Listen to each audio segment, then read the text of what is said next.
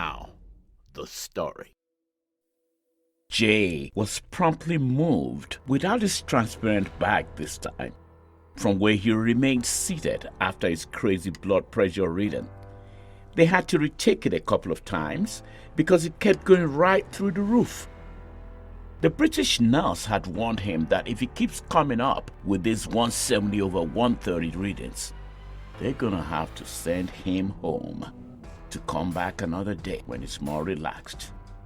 Tell me, are you supposed to be relaxed in this hellhole? He asks himself. Ja me oo O2 Phil. His officer's voice rang out his name. He stood up, walked towards him. Come with me. I'm not correcting anyone anymore. You can call me Dougie, and I'll come running. No one really cares about butchering names in jail. How many are you gonna correct? He asks himself. Seems like he's learning fast. Good morning, officer. Jay curtsies as he springs up again towards him. The officer looked at him as if he's stupid, obviously not used to a well-mannered person in jail. Talugo, Emi Abire. The young officer led him down a long corridor with nothing but steel doors on both sides. He then made a left turn about midway, leading into what looks like a laboratory with computers, gadgets, various gadgets he couldn't figure out, and a shelf that ran across 3 walls of the room. This long shelf is where the several computer stations were located. This time, a female officer waited them. The officer who brought him simply turned around and left them both without saying a word. Go this way. Sit down. She made a ceremony of wearing her gloves, elastic band smack and all. She grabbed his left hand. The hands were, no surprise, stone cold. He looked up at her as she wiped all his fingers clean with alcohol swabs.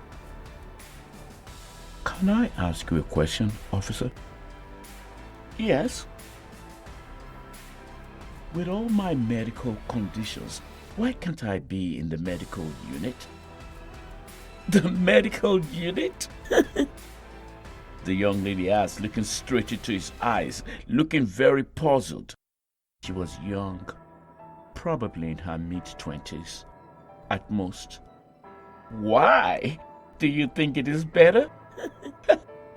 She gave me a cynical chuckle. It's the last place you want to be in jail. You need to be with normal inmates. Normal? There's nobody normal around here, Jay said to himself. But really, he understood immediately. All he needed to hear was the word normal. Apparently, the medical unit is, from her reaction, loaded with abnormal people. The protocol was lengthy. Each and every finger was inked and rolled to capture fingerprints. Maybe they should toe print too. His now manic, mischievous mind wandered. The free wall had the mugshot area and all the height and weight measurements. She walked and walked him through each step of that as well. Let me tell you, she continued, you are DUI. You're not going to a maximum security cell. You're going to the Hilton. The sarcasm wasn't lost on him. The Hilton. You're going to have a work release after the first 2 straight days. What that means is that you leave in the morning at 6 a.m., but you must be back by 6 p.m. for lockdown. That's for 5 days. After that, your last 2 days are a complete lockdown again. That's not bad, huh? She smiled, and Jay noticed a childlike beauty in her clean white teeth and sparkly eyes. At last, a kind soul, Officer Alvarez, is his angel in hell. His angel in jail. Suddenly, her happy demeanor switched, as if she snapped out of her good nature and tried to be mean again. Her face was stern, her voice took a lower tone. The Hilton is quieter, with bathroom stalls. You like it better than the medical unit? She emphasized medical unit for a reason. She was obviously being cynical. Her tone changed again, getting much louder. Follow me, she commanded. That he did, as a jingle-jangle jail keys made music that bounced off the cold walls. She opened up one of the several steel doors. The stench hit them both real fast. He just about baffed. She simply won't even go near the door. You got lucky. You're alone in your holding cell. Soon as your paperwork is done, you'll be taken into lockdown. All the best. The door clanged shut behind her as the keys jingled and jangled away and out of sight.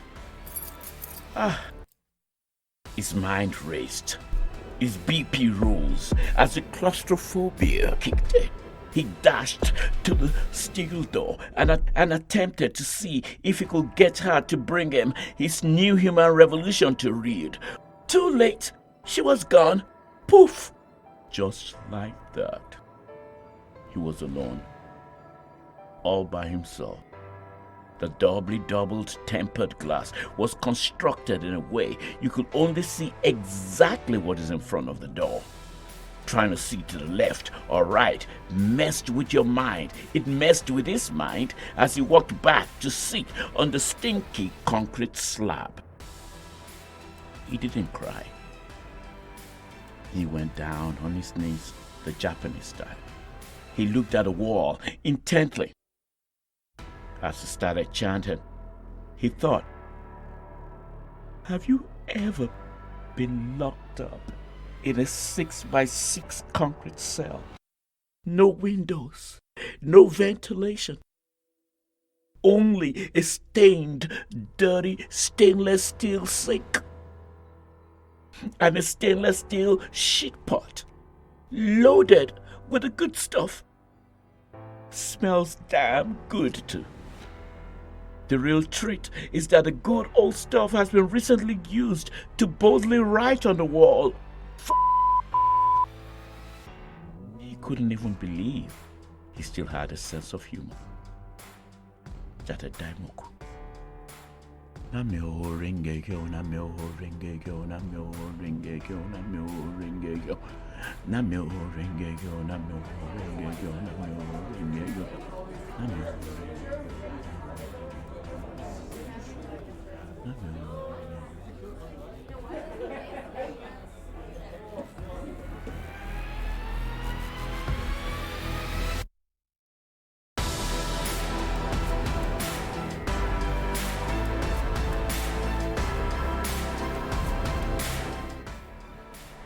After about 4 hours of mind-bending daimoku, during which he successfully transported himself out of the holding cell to all places he could think of, another different officer came to get him. Jay remained quiet, not sure if his mind was playing games on him or he could actually hear the keys turning. When he saw the officer, he looked like some divine presence had come to bail him. Jay had just experienced his first round of incarceration.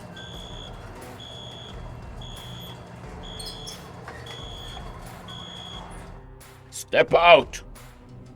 The officer yelled. He promptly walked him back to the receiving area. This time, maybe the day had progressed substantially or something, it was noisier. Truth be told, 2 things hit you when you get into jail. First is the noise level. Second is the temperature. Jail is either quiet and cold or noisy and cold. He had never felt so dehumanized in his life. Handcuffs are nothing compared to shackles. He got both. The only thing he didn't get was a fashionable orange jumpsuit. About 4 of them, new inmates, were lined up. Face the wall! Hands on the wall! Legs apart!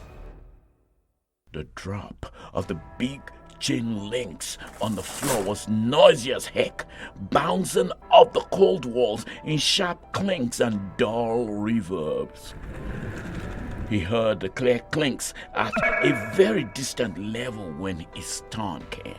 Trance-like, he came in and out of the weighted shackles. Thank goodness for this wall. As if the officer heard his thoughts, he yelled out, "Hands off the wall! Turn around and face me! Stretch out your hands! Click, click, click!" All over the place again, as all 4 of them were handcuffed, and their bags of belongings thrust into their hands by a roll call. "Jamie!" He didn't even let him finish. He reached out and collected his transparent bag. "Single file to the van!" Man of dread awaited them. The first thing that crosses your mind is how tight the seating area is. Of course, all wired up and double secured with glass. You're cramped like sardines, heading and sitting sideways with sharks and cops. What's supposed to be a straight and upright position was indeed spaceless. Down for better, Ileyike. The other pair sat in the back seat, their deep breath misting up the scratched and cracked glass that separated them from Jay and his partners up front.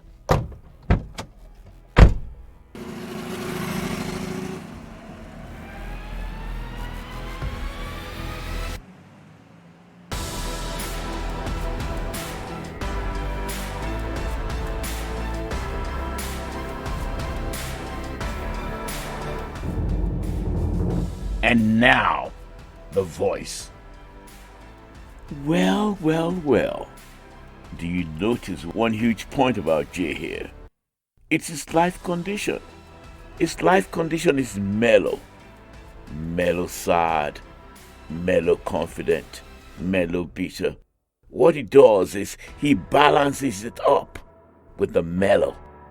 Because he has prepared for it. He has prepared for the ultimate. The ultimate being the reason why he's here. To be locked up and down. Down here is really meant as a symbolic word. It's in the realm of psychology. You could call it a downer of a mood, a depression of sorts, or just simply put, a clean, clear funk.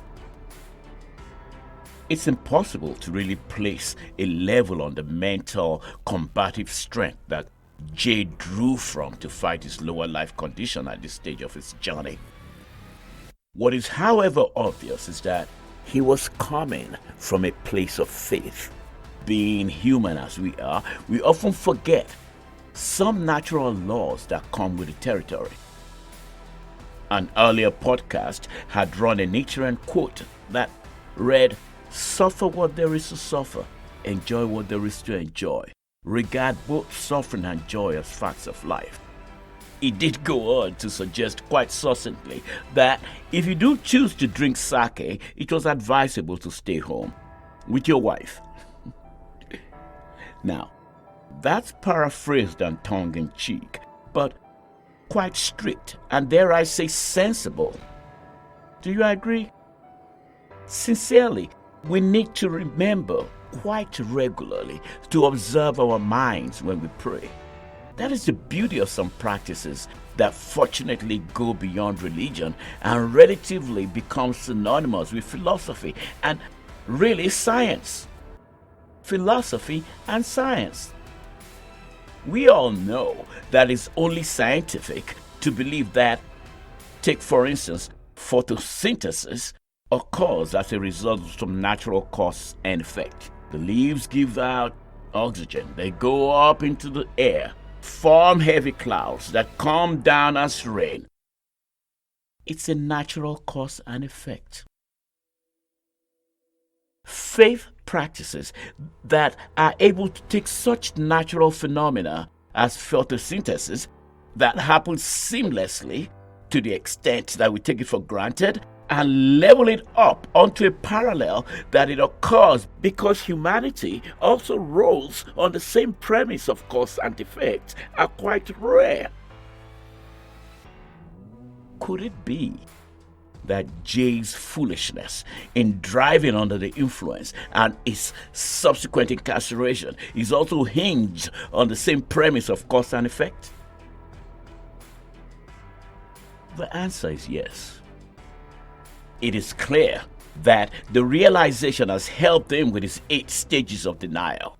What we see unfolding before our eyes is the benefit of self-analysis at play. Again, the self-correction is a prayer come true, and I'll tell you why. It breeds and brings confidence, which we obviously see in his exuberance. It also brings clarity. Take the angel in jail, Officer Alvarez, for example. He had the audacity to ask and the fortune to learn the truth. She actually steered him away from danger, from what he was deluded into thinking was better, but was actually bad for him. She fixed that for him. We see how he has been able to prepare, adapt, and adopt himself for this aspect of his journey, almost to the extent that he turned humorous. He still has his humanity on, because even in the madness, he can see both the physical and inner beauty of Officer Alvarez. Even in the hellhole, he remains polite, to the chagrin that he has his officer wondering. This attitude begs our curiosity. It's his life condition. No doubt that life condition was shaken up in the holding cell, but he managed it through the strength of faith. It was close, but he made it. Ashe, his dignity, from his own point of view, was dragged in the mud, justifiably so. He was simply paying the price.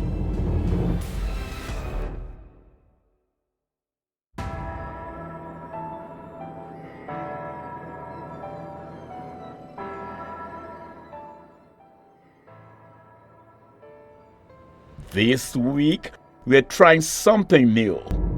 It's called Moves of the Week, done to a musical note of the week, Never Surrender by Shangri-La.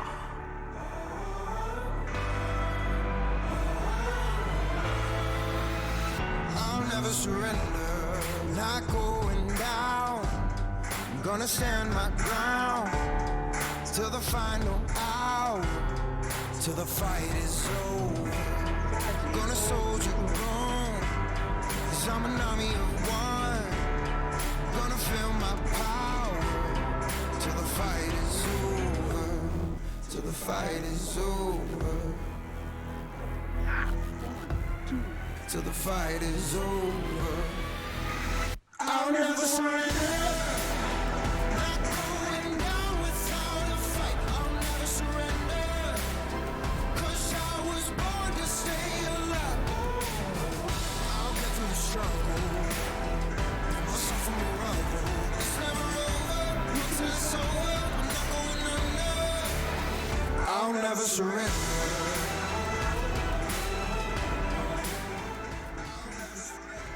This new month of August, my peeps of the week are way too many.